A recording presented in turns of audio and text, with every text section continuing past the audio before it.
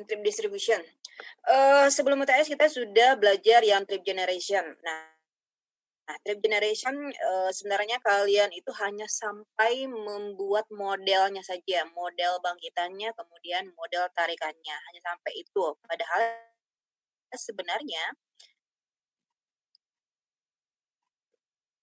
Padahal sebenarnya trip generation itu bukan hanya sampai model aja. Kalian juga harus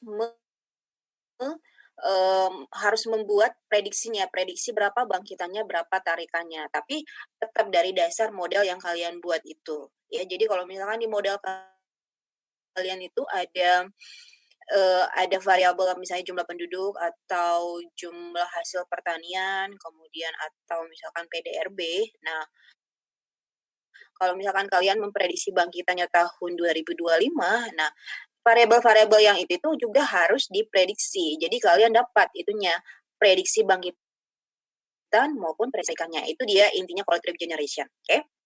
Nah, sekarang masuk trip distribution. Nah, kalau trip generation kan kalian itu memprediksi berapa yang bangkit dari suatu zona, walaupun kalian tidak tahu itu dia bangkitnya kemana saja, perginya kemana saja. Oke? Nah, kemudian, berapa jumlah yang tertarik ke suatu zona, walaupun kalian tidak tahu yang masuk ke zona tersebut itu dia berasal dari mana saja. Oke? Nah, di trip distribution, nah baru ketahuan. Yang kalau misalkan bangkit dia kemana saja, kemudian kalau yang tertarik dia berasal dari mana saja. Nah, itu dia di trip distribution. Jadi intinya di trip distribution adalah kalian memprediksi dari asal tujuan beberapa tahun yang akan datang itu dia berapa volumenya. Itu intinya ya di trip distribution. Nah, ini dia definisinya. Pemodelan trip distribution atau sebaran perjalanan itu merupakan suatu tahapan pemodelan yang memperkirakan distribusi atau sebaran jumlah pergerakan yang berasal dari suatu zona. Nah, zona asal itu biasanya disebut dia origin ya, asal. Notasinya dia biasanya dilambangkan dengan I.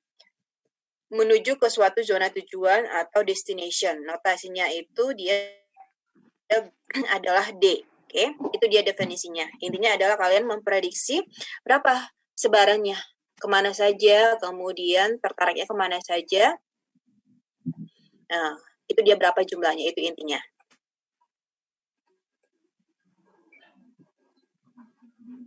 Oke, kemudian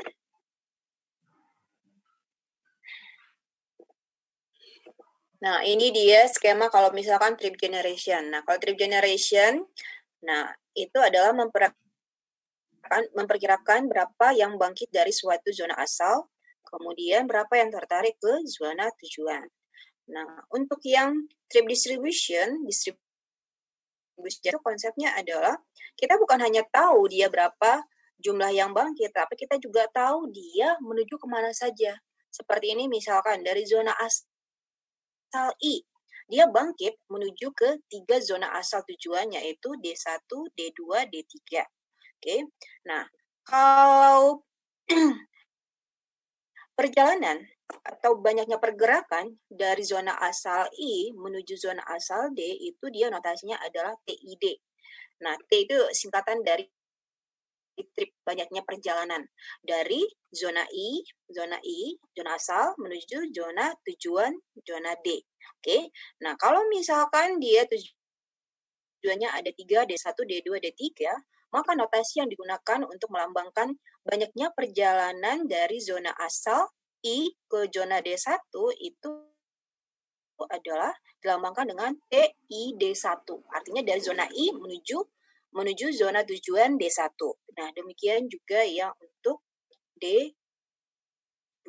Dia dinotasikan dengan TID2. Ingat ya, I itu origin, asalnya, zona asal, kemudian D2 itu adalah zona tujuannya. Nah, kemudian untuk yang D3 sama dia dilambangkan dengan TID3 ya, dari zona asal I menuju D3. Oke.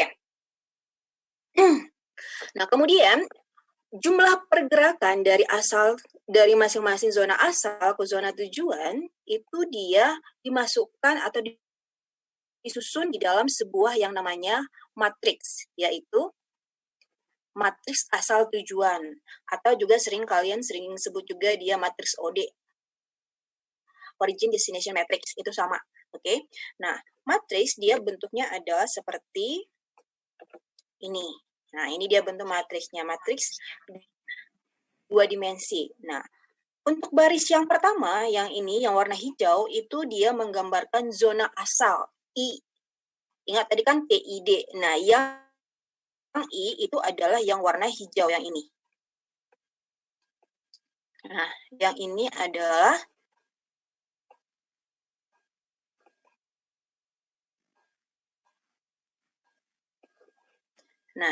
adalah zona asal yang I, kemudian yang grey atau yang abu-abu itu adalah zona tujuan yang D. Ini yang I, ini dia D. Oke. Nah, kemudian yang warna kuning, warna kuning itu adalah isi selnya. Ini yang menggambarkan itu adalah jumlah pergerakan yang dilakukan antar zona. Membacanya, jadi kalau misalkan T11 itu artinya adalah jumlah pergerakan dari zona 1 menuju zona 1. Kalau T12 itu dia adalah jumlah pergerakan dari zona 1 menuju zona 2. Demikian seterusnya membaca yang kuning ini. Oke. Nah, kemudian baris yang terakhir, kolom yang terakhir itu dia menggambarkan adalah jumlah total dari bangkitan dari masing-masing zona. Nah, kalau misalkan yang ini O1 itu artinya adalah jumlah bangkitan dari zona 1. O2 itu adalah jumlah bangkitan dari zona 2.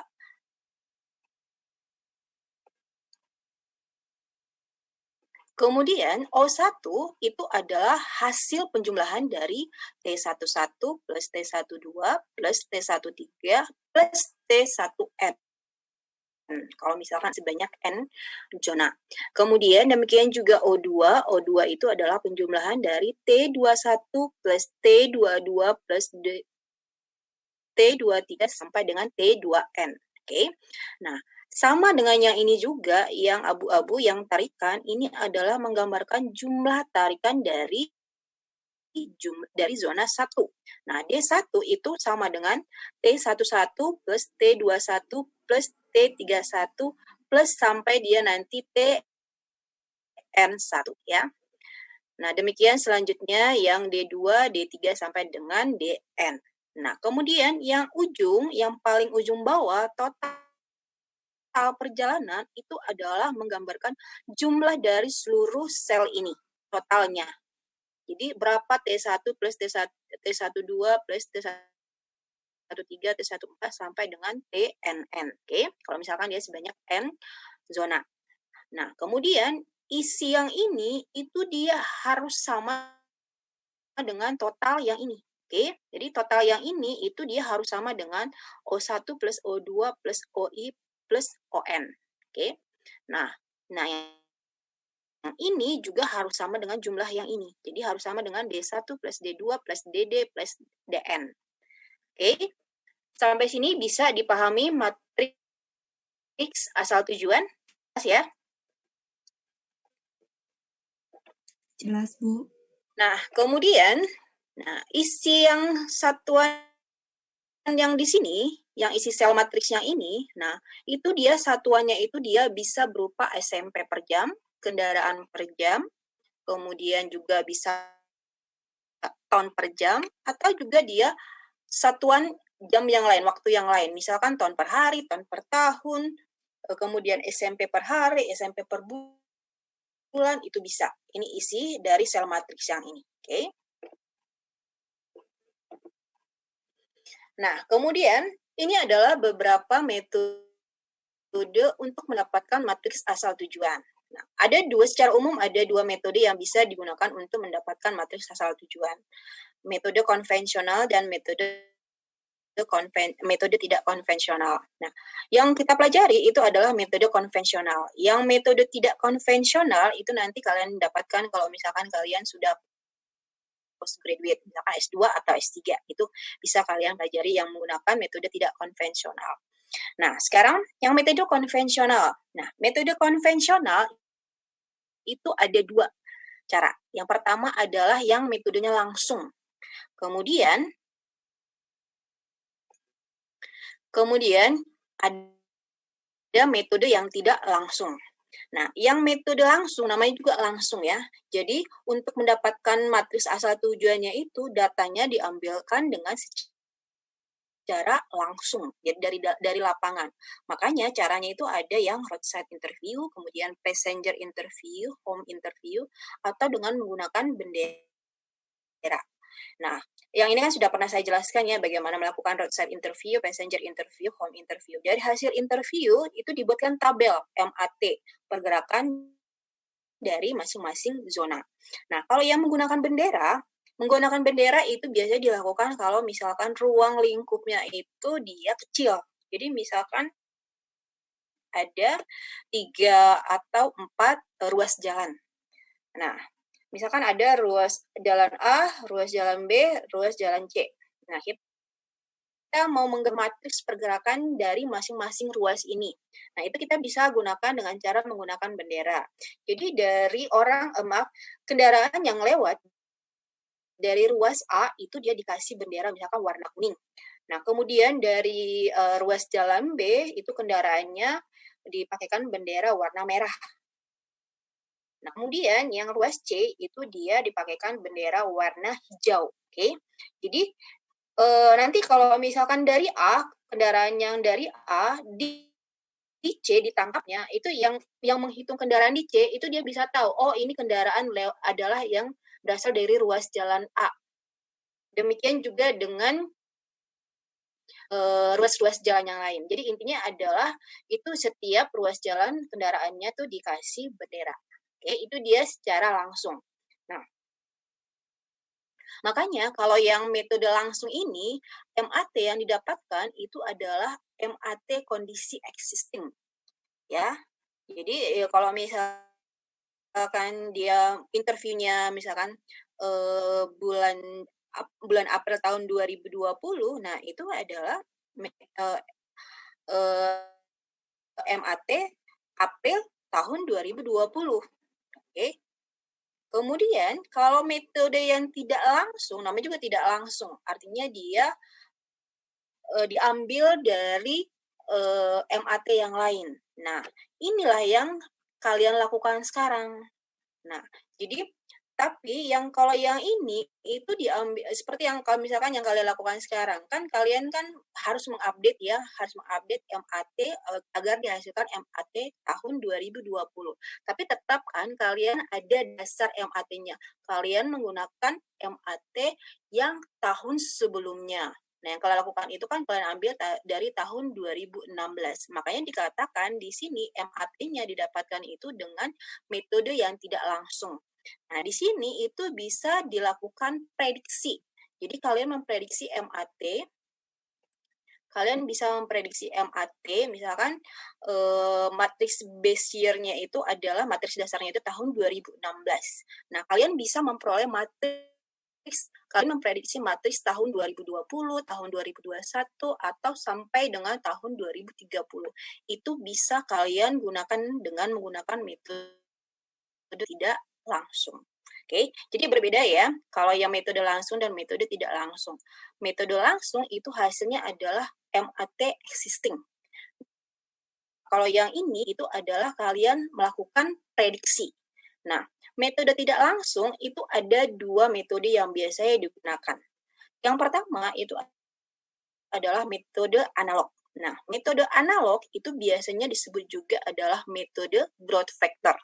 Ya, metode growth factor atau faktor pertumbuhan. Nah, kenapa dikatakan faktor pertumbuhan? Karena metode yang ini dia menggunakan faktor pertumbuhan. Jadi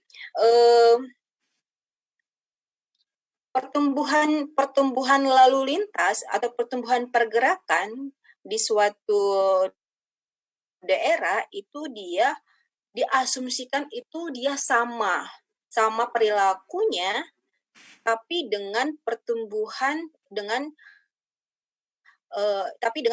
tapi dengan ada suatu faktor pertumbuhan. Oke. Jadi perilaku